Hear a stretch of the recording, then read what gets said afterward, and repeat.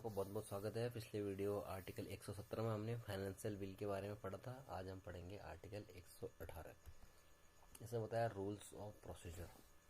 इसमें क्लॉज 1 बोल रहा है ईच हाउस ऑफ पार्लियामेंट में make rules for regulating subject to the provisions of this constitution its procedure and the conduct of its business.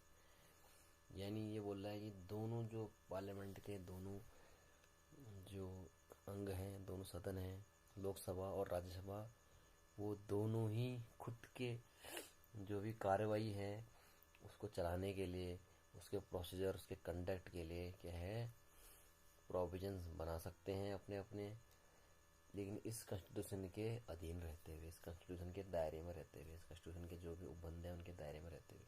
Hindi में लिखते हैं इस संविधान के उपबंधों के अधीन रहते हुए संसद का प्रत्येक सदन अपनी प्रक्रिया और अपने कार्य संचालन के विनियम के नियम बना सकेगा। लोकसभा अपने नियम बना सकता है, राज्यसभा अपने नियम बना सकता है। इस आर्टिकल में क्लॉज 1 में बताया है। Until rules are made under clause 1, यानी जब तक कि रूल्स नहीं बन जाते क्लॉज 1 के अनुसार, the rules of procedure and standing orders in force immediately before the commencement of this constitution with respect to the legislature of the domination of India shall have effect in relation to Parliament, subject to such modifications and adaptations as may be made therein by the chairman of the Council of the States or the Speaker of the House of the People as the case may be।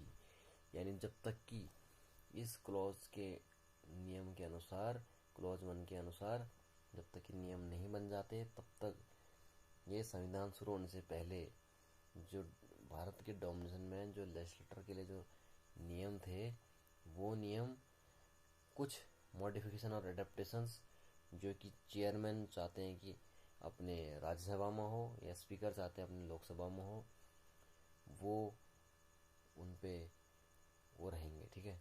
Hindi में देखते हैं जब तक खंड 1 के अधीन नियम नहीं बनाए जाते हैं तब तक इस संविधान के प्रारंभ से ठीक पहले भारत डोमिनियन के विधानमंडल के संबंध में जो प्रक्रिया के नियम बने थे और स्थायी आदेश जो थे, जो संविधान बनने से पहले, वे ऐसे उपांतरणों और अनुकूलनों के अधीन रहते हुए, यानी जो उस टाइम पे जो नियम और स्थायी आदेश थे वो तो है ही हैं, उसके साथ जो नए बदलाव जो दोनों सदन के क्या है प्रिसाइडिंग जो भी स्पीकर और चेयरमैन हैं वो लाए हैं, उनके संबंध में प्रभावी होंगे जिन्होंने यथास्थिति राज्यसभा का सभापति या लोकसभा का अध्यक्ष उनमें करे।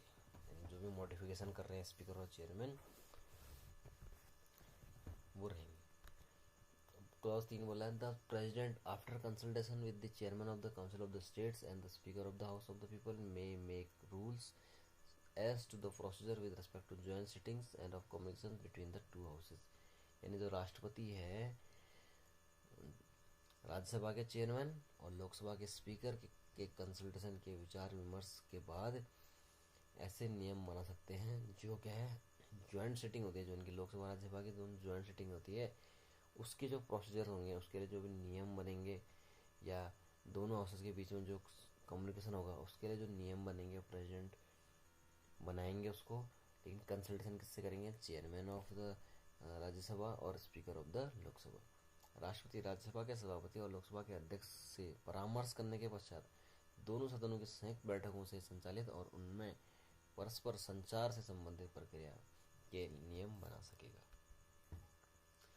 क्लॉज 4 बोला है at a joint sitting of the two houses the speaker of the house of the people और in his absence person as may be determined by rules of procedure and made under clause 3 self preside.